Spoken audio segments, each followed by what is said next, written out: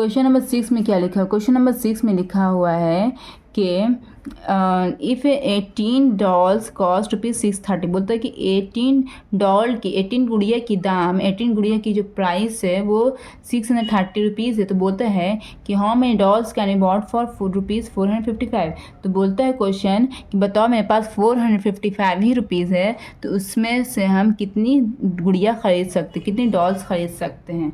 चलिए अब इसको हम बनाने, यहाँ पे क्या फाइंड करने के लिए बच्चों जल्दी से बताइए तो क्वेश्चन पढ़ के। यहाँ पे क्वेश्चन में आपको यहाँ पर डॉल फाइंड करने के लिए कह रहा है, नंबर ऑफ डॉल। चलिए इसको हम कॉपी में ट्राई करते हैं।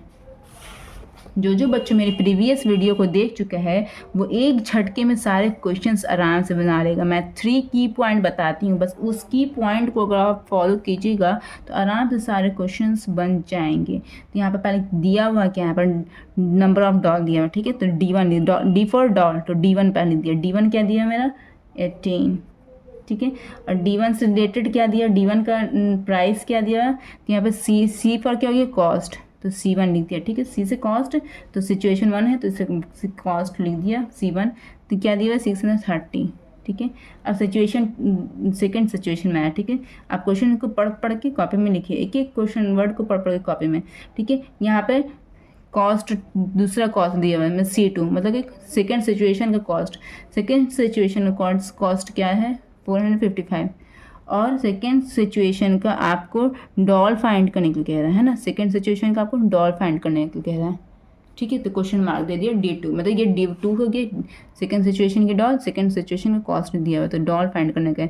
तो की नंबर 1 क्या हो गया, की पॉइंट 1 क्या हो गया मेरा, कि जो फाइंड करने के कहेगा जो टर्म उसको हमेशा राइट साइड लिखेंगे। तो यहाँ पर D1 है, C1 डॉल है, कॉस्ट है, डॉल है, कॉस्ट है। तो यहाँ पे क्या फाइंड करने के, डॉल फाइंड करने के रहे या कॉस्ट फाइंड करने के रहे, ऑब्वियसली यहाँ पे डॉल फाइंड करने के रहे। इट मीन्स डॉल वाला सारा नंबर हम यहाँ पर लिखेंगे, और बच गया जो कॉस्ट उसको लेफ्ट साइड लिखेंगे और राइट साइड डॉल वाला को लिखेंगे। तो सबसे पहले सिचुएशन 1 से हम लोग स्टार्ट करते हैं, ठीक है। सिचुएशन 1 का डॉल क्या है, डॉल को इधर ही लिखना है, तो 18 लिख दिया, ठीक है।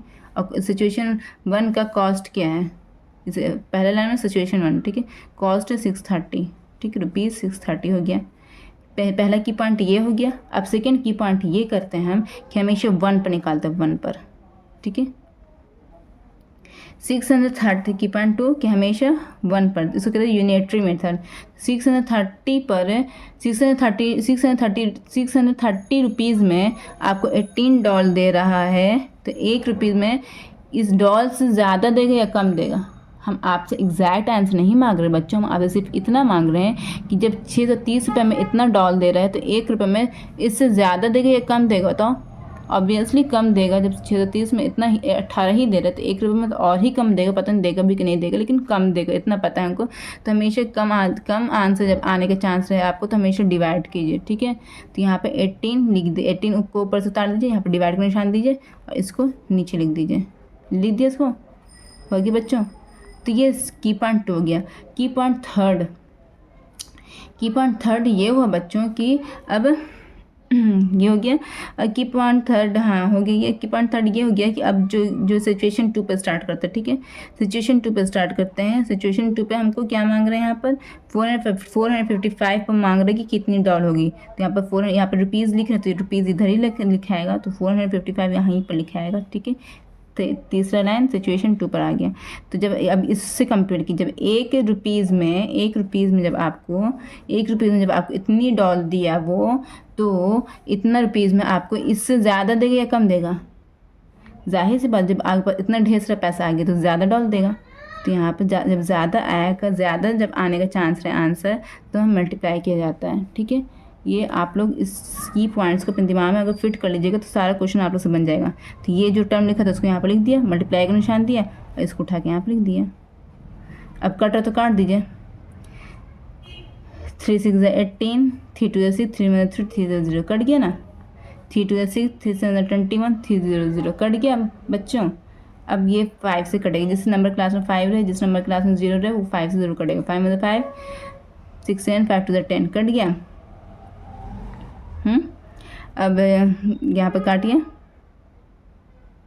5 5 6 7 5 4 20, सॉरी वही तो कह रहे हैं कि आप कैसे कहीं गलती नहीं हो रही। 5 5 6 7 2 बज गया तो 20 हो गया, 5 4 20 कट गया, 5 9 45, 5 5 कट गया, अब कट रहा 2 1 2 2 7 14 कट गया, 7 7 7 7 8 9 7 3 21 कट गया। तो यहाँ पे क्या आ गया, यहाँ पर फाइनल आंसर $13 आ गया।